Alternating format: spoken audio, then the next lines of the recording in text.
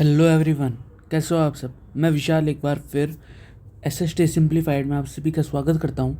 आज अपन बात करेंगे जियोग्राफी के चैप्टर फर्स्ट। ठीक है, क्लास 10 की बात करेंगे। Chapter first geography, resource and development. Upon exam के पॉइंट ऑफ व्यू से फटाफट इस चैप्टर को कवर करेंगे। पूरी जियोग्राफी भी मैं आने वाले 5 से 10 दिन में आपको कवर करवा दूंगा। ठीक है, और प्लीज़ आप सभी से रिक्वेस्ट है, मेरे चैनल को लाइक एंड सब्सक्राइब करिएगा। ये नया चैनल है, मुझे आप सभी का सपोर्ट चाहिए, है ना, ताकि मैं क्या है आप लोग सभी लोगों के लिए और भी ज़्यादा अच्छा और नया कंटेंट ला सकूं। तो फटाफट इसको कवर करते हैं। इस चैप्टर में डिस्कस क्या करेंगे, रिसोर्सेज के बारे में, उनके क्लासिफिकेशन के बारे में, डेवलपमेंट के बारे में।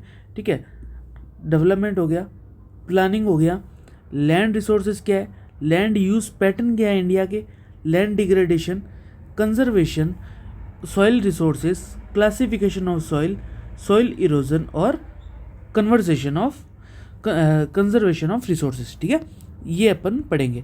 सबसे पहले अगर अपन बात करें रिसोर्सेज की, ठीक है, देखो रिसोर्सेज बेसिकली क्या होते हैं, वो चीज़ जो अपनी नीड को सेटिस्फाई करती है। ठीक है, आज अपन 1000 चीज़ें देखते हैं, लेकिन जो चीज़ें हमारी नीड सेटिस्फाई करती है ना, वो क्या होती है, रिसोर्सेज होती है। इसके अलावा जो भी रिसोर्सेज है उसके लिए उसको आगे डेवलप करने के लिए क्या होना चाहिए, टेक्नोलॉजी अवेलेबल होनी चाहिए, इकोनॉमिकली फीजेबल होना चाहिए। ठीक है, इसके अलावा कल्चरली क्या है, एक्सेप्ट होना चाहिए। वही क्या कहलाता है, रिसोर्सेज। टेक्नोलॉजी है उसके लिए, इकोनॉमिकली आपको महंगा ना पड़े, और कल्चर क्या है, लोग क्या है उसको, हमारा समाज सोसाइटी क्या है उसको एक्सेप्ट कर ले। ठीक है, ह्यूमंस खुद भी क्या होते हैं, एक तरह के रिसोर्सेज माने जाते हैं। उनको क्या कहते हैं, ह्यूमन रिसोर्सेज। ठीक है ना, तो ह्यूमन खुद भी क्या होते हैं, एक तरीके के रिसोर्सेज होते हैं। डेफिनेशन की बात करें, डेफिनेशन आप क्या लिख सकते हो, anything in our environment that can be use to meet our needs. ठीक है, तो जो हमारी ज़रूरतें पूरी करता है वो क्या है, रिसोर्सेज है। टेक्नोलॉजी होनी चाहिए, ठीक है, इकोनॉमिकली वाइबल होना चाहिए, इसके अलावा कल्चरली क्या है, एक्सेप्टेबल होना चाहिए। तो वो क्या कहलाता है, रिसोर्सेज। रिसोर्सेज के अपन क्लासिफिकेशन देखते हैं। Resource can be classified on the basis of origin, ठीक है, एग्जॉस्टिबिलिटी, ओनरशिप और डेवलपमेंट। रिसोर्सेज को 4 पार्ट्स में डिवाइड किया गया था, ओरिजिन, एग्जॉस्टिबिलिटी, ओनरशिप और डेवलपमेंट। ठीक है, अगर ओरिजिन की बात करें, ओरिजिन में आता है बायोटिक और अबायोटिक। ठीक है, बायोटिक रिसोर्स और अबायोटिक। ठीक है, बायोटिक कौन से होते हैं, जो भी लिविंग ऑर्गेनिज्म हो गए, है ना, जो भी क्या हो गए, लिविंग या बायोस्फीयर में मिलते हैं। ठीक है, जैसे ह्यूमन बींग्स हो गए, फ्लोरा एंड फोना। ठीक है, ये सभी क्या है, बायोटिक में होते हैं, या ये मान लो सारी लिविंग थिंग्स किस में आ रही है, बायोटिक में। ठीक है, अगर अबायोटिक की बात करें तो सारी नॉन लिविंग थिंग्स किस में आएगी, अबायोटिक, जैसे रॉक और मिनरल्स हो गए। यहाँ हो गया। सेकंड आता है एग्जॉस्टिबिलिटी। एग्जॉस्टिबिलिटी के बेस पे अपन ने देखा था 2 तरह के होते हैं, रीन्यूएबल और नॉन रीन्यूएबल। रीन्यूएबल के कौन से होते हैं, जिसको वापस रिन्यू या रिप्रोड्यूस किया जा सकता है। ठीक है, जैसे एग्जांपल देख लेना, सोलर एनर्जी और विंड एनर्जी। जबकि नॉन रिन्यूएबल क्या हो गए, resources that can't be renewed. ठीक है, जिनको वापस रिन्यू नहीं किया जा सकता, क्या कहलाएंगे, नॉन रिन्यूएबल रिसोर्सेज। ठीक है, फिर आता है ऑनरशिप। ऑनरशिप में भी अपन देखते हैं 4 तरह के होते हैं, इंडिविजुअल, कम्युनिटी, नेशनल और इंटरनेशनल। अगर अपन इनकी बात करें, इन रिसोर्सेज की अगर अपन बात करें, ये किस तरह के हो गए, ओनरशिप के आधार पर। जैसे कोई इंडिविजुअल है, ठीक है, तो क्या हो गया, कोई प्राइवेटली या किसी एक इंसान के द्वारा कोई लैंड या कोई भी रिसोर्स किसी के हक में है, तो वो क्या कहलाएगा, इंडिविजुअल। कम्युनिटी रिसोर्स क्या हो गया, कि किसी कम्युनिटी के सारे मेंबर्स क्या है, या कोई बहुत सारे मेंबर क्या मिलके किसी चीज़ पे क्या है, खुद का एसेस हो। ठीक है ना। नेशनल रिसोर्सेज में कौन से होंगे, वो रिसोर्स होंगे जो किसी देश की बाउंड्रीज में क्या आते हैं। ठीक है, इंटरनेशनल में कौन से होंगे, वो रिसोर्सेज जो अपन कह सकते हैं 200 नॉटिकल माइल्स, है ना, 200 नॉटिकल मिल्स, 200 नॉटिकल मिल्स के बाहर वाले जितने भी रिसोर्सेज है जो अपन कह सकते हैं इंटरनेशनल वाटर के अंदर आते हैं। ठीक है, वो क्या होता है, वो सारे इंटरनेशनल रिसोर्सेज होते हैं, ओपन ओशन रिसोर्सेज। ठीक है, एक बार थोड़ा सा इसको एक्सप्लेन कर देता हूँ, 2 मिनट लगेंगे, मैप बना के बता देता हूँ आपको, ज़्यादा नहीं तो टाइम लग जाएगा। देखो जैसे ये मान लो ये इंडिया है, ठीक है, ये क्या है, ये इसकी बाउंड्री है, ठीक है ना, बाउंड्री इंडिया की कौन सी है, जैसे ये बाउंड्री होगी सारी, ठीक है, और यहाँ पे आप सभी को पता है ये पानी है, ठीक है। तो आपने देखा होगा एक नॉटिकल मील होता है 12 नॉटिकल मील, ठीक है, इसके बाद 24 नॉटिकल मील, और उसके बाद क्या है 200 नॉटिकल मील। ये वो एरिया होता है जो अपना पानी तक क्या है जिसपे इंडिया का राइट होता है, ठीक है। और 200 नॉटिकल मील्स के बाद किसके अंडर में आता है सारा एरिया, इंटरनेशनल लॉज के,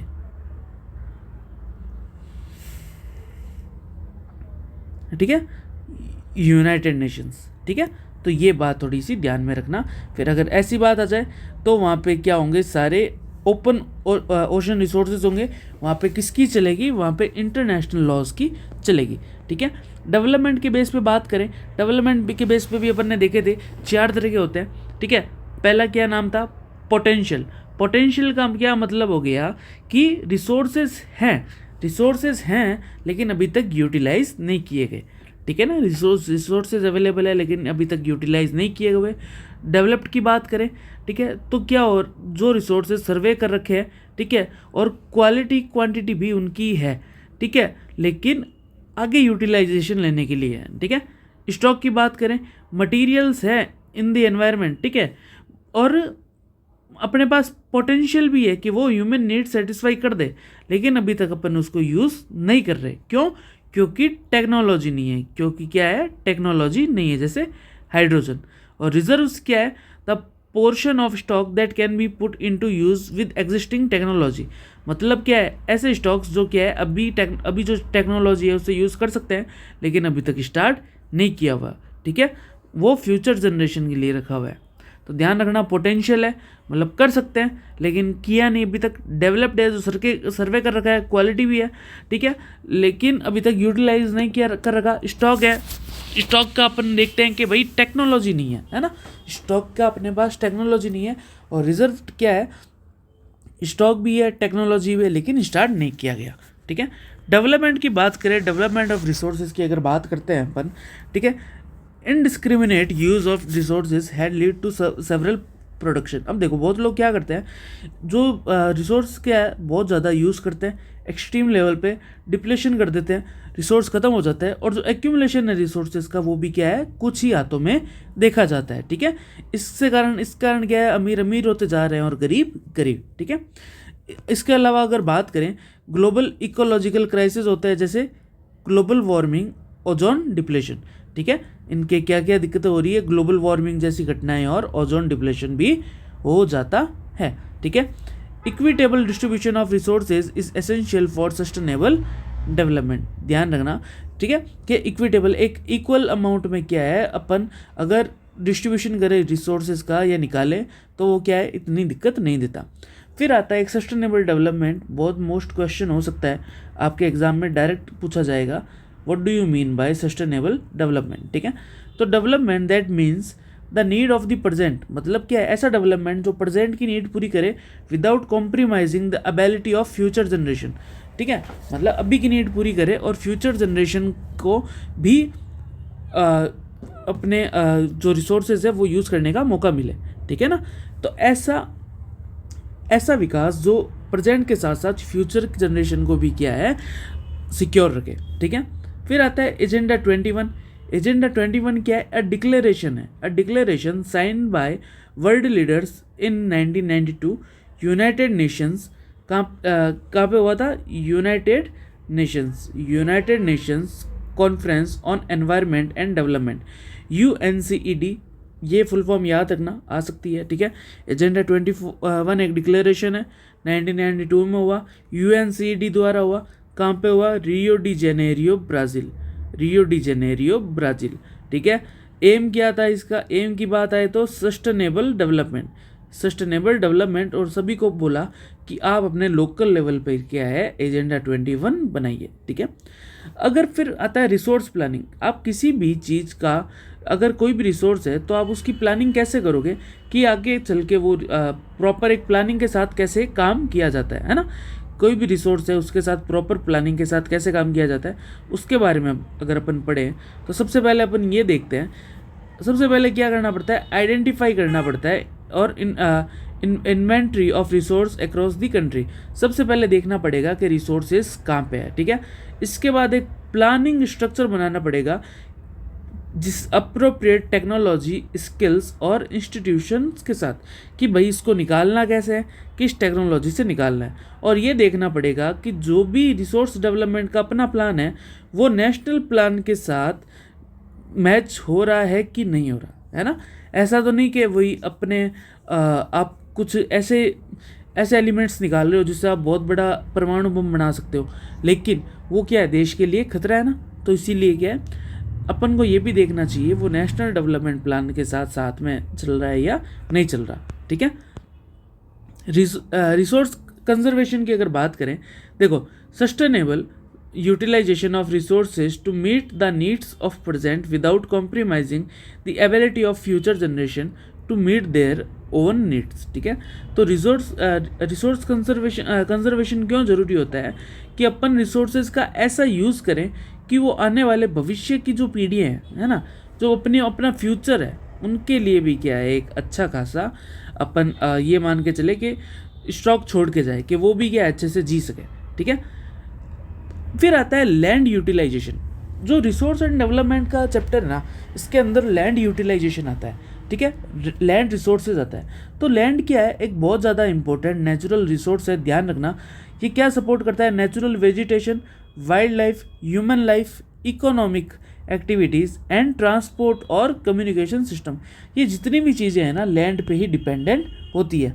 लैंड यूटिलाइजेशन कैसा है, मतलब इंडिया में कौन सी जगह क्या कैसे यूज़ ले रखा है। सबसे पहले तो ध्यान रखना इंडिया का एरिया कितना है, 3.28 मिलियन स्क्वायर किलोमीटर, ठीक है ना, 32 लाख किलोमीटर के आसपास है, ठीक है ना।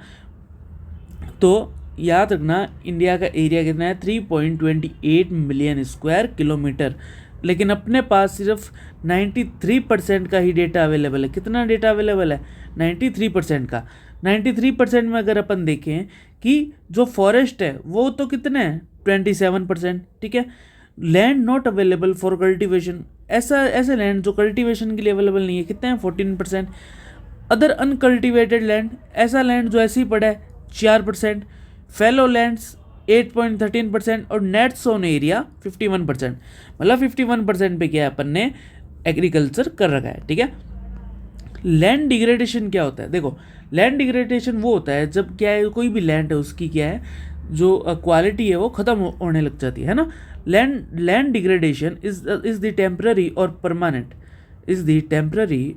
Permanent decline in the productive capacity of land, ठीक है। आप कंटिन्यूस पे एग्रीकल्चर कर रहे हो लेकिन अब क्या है लैंड सारा ख़राब हो गया, तो उसको अपन क्या कहेंगे, लैंड डिग्रेडेशन, ठीक है। ये इसके कॉजेज़ क्या है, इरोजन होता है, बेसिकली क्या है, इरोजन होता है, विंड या वाटर इरोजन से ये देखने को मिलता है, ठीक है। दूसरा रीज़न क्या है, ह्यूमन फैक्टर्स हो गए, like deforestation, over grazing, mining, ठीक है ना। ओवर ग्रेजिंग करना, ज़्यादा भेड़ बकरियाँ चराना, डिफॉरेस्टेशन पेड़ काट देना या फिर माइनिंग, ये सब क्या है इसके रीज़न ज़्यादातर देखे जा सकते हैं, ठीक है। तो अपन ने ये पढ़ा लैंड डिग्रेडेशन। इसके आगे अगर अपन बात करें फिर आता है measures to control land degradation. जो ये लैंड डिग्रेड हो रहा है इसको कैसे अपन रोक सकते हैं। सबसे पहले अपन देखते हैं, देखो कंट्रोल कैसे करेंगे। पहला है अफॉरेस्टेशन, बहुत सारे पेड़ लगाओ, प्रॉपर मैनेजमेंट करो किसका, ग्रेजिंग का, है ना। कंट्रोल ऑन माइनिंग एक्टिविटीज़, हर कहीं पे माइनिंग एक्टिविटीज़ नहीं करवानी चाहिए, कुछ लिमिटेड जगह जहाँ पे आपको पता है कि रिसोर्सेज अवेलेबल हैं। और प्रॉपर डिस्चार्ज ऑफ इंडस्ट्रियल एफ्यूलेंट्स, मतलब क्या है इंडस्ट्री जो भी अपनी गंदगी होती है वो कहाँ पे, रिवर्स ओवर में डालती है, लेकिन उसका क्या है प्रॉपर एक सिस्टम होना चाहिए जहाँ पे वो अपनी गंदगी डाल सके, ठीक है। सॉइल रिसोर्सेज की बात करते हैं तो देखो सबसे पहली बात याद रखना ये क्या है, एक रीन्यूएबल नेचुरल रिसोर्स है, ठीक है। इसके बाद it is the layer of weathered material on earth surface which plants in which plants grow, ठीक है। तो एक वेदर्ड मटेरियल है, किसके ऊपर है, अर्थ की सरफेस के ऊपर, जिसके ऊपर प्लांट और भी ग्रो किए जाते हैं, ठीक है। जो सॉइल फॉर्मेशन होता है ना, बहुत स्लो होता है, बहुत धीरे होता है, इसके लिए हज़ारों साल लग जाते हैं, ठीक है ना। ये weathering of rocks and influenced by various factors like climate, topography, parent material, time, ठीक है। तो सॉइल फॉर्मेशन में क्या है, हज़ारों साल लगते हैं। इसके अलावा जो रॉक्स होती है वो बहुत लंबे टाइम तक क्या होती है, डेन्यूडेशन होता है, टूटती है, बिखरती है, ठीक है। और इन दी एंड उसमें जब अपन कहते हैं ह्यूमस मिलता है, ह्यूमस क्वांटिटी मिलती है, जिसमें बहुत ज़्यादा छोटे छोटे जीव मरे हुए होते हैं, वो मिलते हैं, तब जाके क्या है, कोई भी चीज़ सॉइल बनती है, ठीक है। Types of soil, soil types की अगर बात करें, बेसिकली क्या है, इसमें मेन टाइप्स दे रखा है। सबसे मेन टाइप कौन सा होता है, एलुवियल सॉइल, सबसे ज़्यादा फर्टाइल सॉइल है, ध्यान रखना। सबसे ज़्यादा क्या है, मोस्ट फर्टाइल सॉइल, सबसे ज़्यादा फैली हुई सॉइल भी क्या है, ठीक है। इसके अलावा अगर बात करें कैसे कैसे बनी है ये रिवर्स का जो डिपॉजिट आता है, ठीक है ना। कोई भी रिवर बह रही है, ये कोई भी रिवर ऐसे बह रही है, तो ये अपने साथ क्या है, कोई ना कोई डिपोजिशन लेके आएगी और ये क्या है, यहाँ पे फैला देगी। तो इसी के कारण क्या है, ये बना हुआ है, ठीक है, एलुवियल सॉइल। एलुवियल सॉइल में अगर अपन एक चीज़ और देखें, एलुवियल सॉइल में अपन ने देखा सेडिमेंट से बनी है। एलुवियल सॉइल के को एज के बेस पे, किसके, एज के बेस पे दो पार्ट्स में और डिवाइड कर रखा है, एज के बेस पे, ठीक है। आप बताना चाहो बताओ, कमेंट करो मुझे। एक तो होता है खादर और एक क्या होता है, बांगर, ठीक है। खादर क्या होता है, खादर न्यू एलुवियल सॉइल है, ध्यान रखना, न्यू एलुवियल सॉइल, जबकि बागर क्या है, ओल्ड एलुवियल सॉइल। एमसीक्यू में डायरेक्ट आ सकता है, तो ये थोड़ा सा ध्यान में रखिएगा आप, ठीक है। इसके बाद बात करें, दूसरी आती है ब्लैक सॉइल। दूसरी कौन सी आती है, ब्लैक सॉइल। ब्लैक सॉइल को और क्या कहते हैं, रेगड सॉइल कहते हैं। इसमें क्ले कंटेंट बहुत ज़्यादा होता है और कॉटन के लिए क्या है, बहुत अच्छी मानी जाती है, ठीक है। फिर आती है रेड और येलो सॉइल, ठीक है। देखो ये रेड क्यों होती है, क्योंकि इसमें आयरन ज़्यादा होता है, ठीक है ना। डिफ्यूज़न ऑफ आयरन के कारण ये क्या होती है, रेड कलर की होती है। लेकिन ये जब अपन कह सकते हैं कि थोड़ी वेट हो जाती है, तब ये क्या बन जाती है, येलो, ठीक है। कैसे बनी है, इग्नीशियस रॉक से, ठीक है। लेटराइट सॉइल की बात करते हैं। लेटराइट सॉइल, ये एक बात ध्यान रखना कि ये इसका जो पीएच होता है वो क्या होता है, हाई होता है, एसिडिक होती है नेचर में। कैसी होती है, एसिडिक। अगर लेटराइट की आप बात करो तो एसिडिक होगी, ध्यान रखना एक बात तो, ठीक है। ट्रॉपिकल एरियाज़ में क्या है, ज़्यादा अपन को देखने मिलती है, हाई टेम्परेचर चाहिए और रेनफॉल भी कैसा चाहिए, हाई चाहिए, ठीक है। एरिड सॉइल की बात करें, राजस्थान साइड में मिलती है, सलाइन नमकीन होती है नेचर में और सैंडी होती है, ठीक है ना, बालू तरह की। और फॉरेस्ट सॉइल की बात करें, हिली या माउंटेन एरियाज़ पे होती है, ठीक है। टेक्सचर, प्रॉपर्टीज़ और क्या है, एनवायरनमेंट के अकॉर्डिंग रहता है, ठीक है। जो पहाड़ है इसके इस एरिया में तो जो भी सॉइल और होगी वो क्या होगी, फर्टाइल होगी, ठीक है ना। लेकिन ऊपर वाली इतनी कंपैरेटिवली नहीं होती, ठीक है। टाइप्स ऑफ अपन ने देखा, ये देखो ये मैप है, ये आप देखना ध्यान से, वीडियो एक बार रोक के इसको अच्छे से स्टडी करना। और जैसे एरिया का क्वेश्चन आ सकता है, तो ये अब क्या है, अपने लिए एकदम बेस्ट रहेगा कि कोई भी एरिया पूछे आप डायरेक्टली क्या है बता सकते हो। जैसे देखो फॉरेस्ट सॉइल का क्या हो गया, ये वाला हिस्सा क्या है, फॉरेस्ट सॉइल के अंदर आ गया, ठीक है। एलुवियल सॉइल, तो ये वाला हिस्सा मोस्टली क्या है, एलुवियल सॉइल के अंदर आ गया। ये वाली होगी एरिड सॉइल। ये बीच में जो ब्लैक कलर का है, ठीक है, ये क्या हो गया, ये ब्लैक सॉइल हो गया। ये ऑरेंज वाला है, रेड एंड येलो सॉइल हो गई, ये सारा पूरा एरिया, ठीक है। तो एक बार क्या है, आप अच्छे से इस मैप को पूरा सा रीड करिएगा, ठीक है। अब आता है सॉइल इरोजन। देखो सॉइल इरोजन क्या होता है, जब भी क्या है, मिट्टी की टॉप लेयर होती है, जो टॉप सॉइल होती है ना, वो एक जगह से दूसरी जगह क्या होती है, चली जाती है हवा या पानी के द्वारा, तो वो क्या कहलाती है, soil erosion. Removal of the top soil by natural forces like wind and water is called soil erosion, ठीक है। कॉजेस क्या है, डिफॉरेस्टेशन हो गया, ओवरग्रेजिंग हो गया, unscientific farming practices, natural force like water and wind, ठीक है। तो क्या है, पेड़ काटते हैं, बहुत ज़्यादा भेड़ बकरियाँ चराते हैं और फार्मिंग कर रहे हैं गलत तरीके से, बहुत ज़्यादा पेस्टिसाइड्स यूज़ कर रहे हैं, तो ये क्या है, बहुत ज़्यादा सॉइल इरोजन का कारण बनती है, ठीक है ना। सॉइल इरोजन को रोक कैसे सकते हैं, देखो, एक होता है contour plugging, terrace farming, shelter belts और अफॉरेस्टेशन। इन सब के बारे में अपन एक एक करके पढ़ते हैं। सबसे पहले आता है कॉन्टर प्लगिंग। कॉन्टर प्लगिंग क्या होता है, देखो, कॉन्टर प्लगिंग को अपन कॉन्टर फार्मिंग भी कह सकते हैं, पहली बात तो, ठीक है। अब जैसे आप इस फोटो में देख रहे होंगे, ये क्या है, ये थोड़ा सा इसमें देखो, ये इस एकदम सर्किल सर्किल में बना रखा है ना। देखो सर्किल सर्किल में क्या है, फार्मिंग कर रखी है, जिससे क्या होगा, जो पानी है ना वो क्या एकदम स्लो स्लो क्या है नीचे जाएगा, ठीक है। या पानी या जो सॉइल है, ठीक है, या जो सॉइल भी है वो क्या है, ऐसे एक झटके में क्या है यहाँ से उड़ के नहीं जा सकती, ठीक है।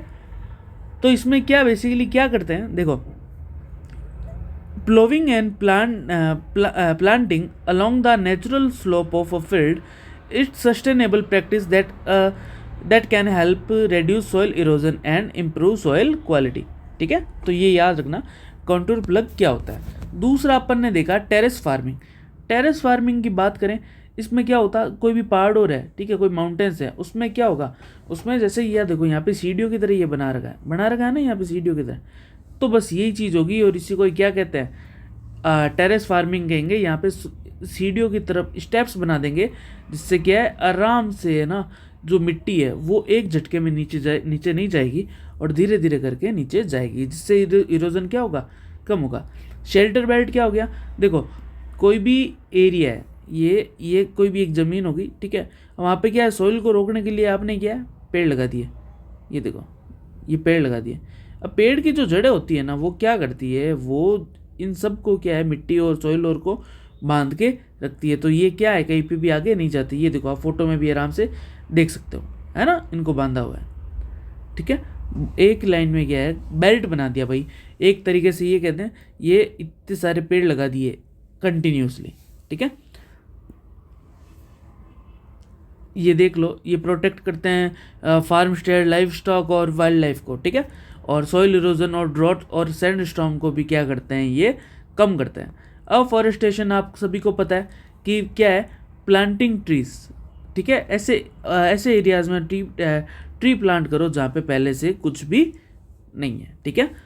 तो ये अपना चैप्टर था geography, chapter first, resource and development. I wish आपको अच्छे से आया होगा, ठीक है। और देखो, मैं बहुत जल्दी आपके लिए बाकी सीरीज़ भी लाने वाला हूँ, इसको फटाफट कंप्लीट करते हैं। और अपना टारगेट एसएसटी में 90+ का रखना है, ध्यान रखना, 90+ नंबर से कम अपन को लाने ही नहीं है। मैं आपको फुल मेहनत करवाऊंगा, आप बस चैनल को लाइक करिए, शेयर करिए और सब्सक्राइब करिए, बाकी सारी जिम्मेवारी मेरी है, ठीक है ना। मुझ पर थोड़ा सा भरोसा करिए, अपन इसको कंप्लीट करेंगे, ठीक है। आज के लिए इतना ही। जय हिंद, जय भारत।